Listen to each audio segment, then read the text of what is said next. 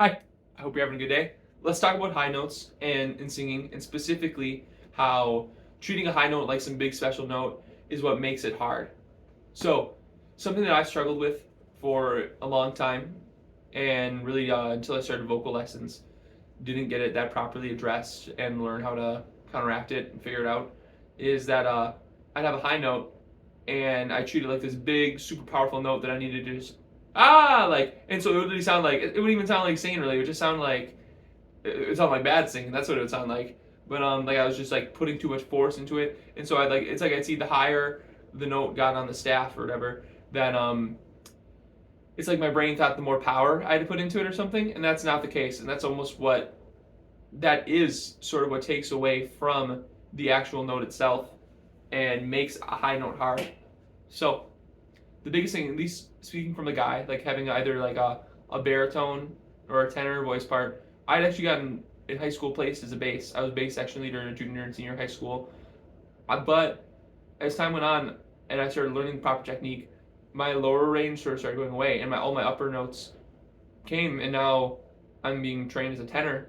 And so I think a lot of, at least speaking from like for a guy perspective or whatever,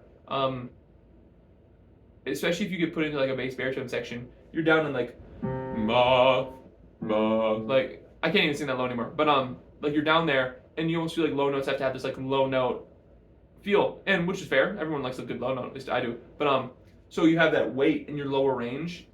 At least I've experienced that. And so when you're, and then the problem is if you bring up that weight up to like like I don't know if that's a good example, but if you bring the weight up there, it's so much harder. Where it's like you just have to treat it like it's another note, and so obviously you give it a little like more airflow, a little more power, whatever than that, if you want. But even up here, sorry, I'm not warmed up. It's like 9 in the morning. But basically, the problem is when you feel like these notes need to be these huge notes, it's what's gonna make you either like crack or just sound strained. And so when you sound like down here, I feel free. Like my voice just feels free to sing, to flow, and everything release. And so you need, when you can find a way to translate that same release up here to like, whether it be like a G, A, or even a B in a way, for like if you're doing like tenor stuff, or wherever that fits in your vocal range. Um, just finding that, sorry, spacing out there. When you get to that point in your range, treating it as if, okay, so I got these notes here, treating it as down there, like your middle range, or even your lower range, and just that, treat your whole range as if it's the same instrument. You don't need to have some, although you might need certain vowel modifications or sing a little leaner in different ways. It doesn't matter if it's on the bottom of the staff or the top of the staff.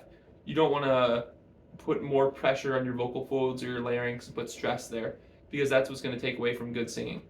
And so that's something that I really had to learn and counteract for a while, and I still am definitely somewhat victim of, especially now that I'm finally being able to sort of like, no, I don't know if I can say mastered, but like the G. Now it's like my iffy notes are still on like the A and the B, like for being able to sort of like belt it. And sometimes I do it, sometimes I don't, and it's still just this game of trust.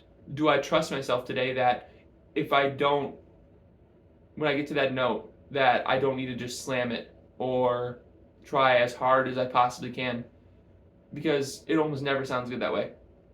Whereas if I trust the grooves, the vowel modifications I've talked about with my vocal coach, and just let it come into it, the majority of the time it sounds pretty darn good. And so I think singing and singing high is just a game of trusting yourself, trusting that your body can handle it, and just first you have to sing bad to sing good. At least, yeah, because it's like you're gonna have to get in those reps at first of trusting your. And it's been this sort of like journey now, the past, really like leaning into this trust with my upper range the past half of a year of just allowing myself to sound bad, because it's like, yeah, like I said, you gotta sound bad to sound good, and just trusting myself that, all right, the notes can come out or it won't, and if it doesn't, observing what happened, what can I potentially at least add a little bit of control in differently to make sure it happens next time. But just letting yourself be free vocally, because that's when Freeing the Natural Voice. That's a good book to read.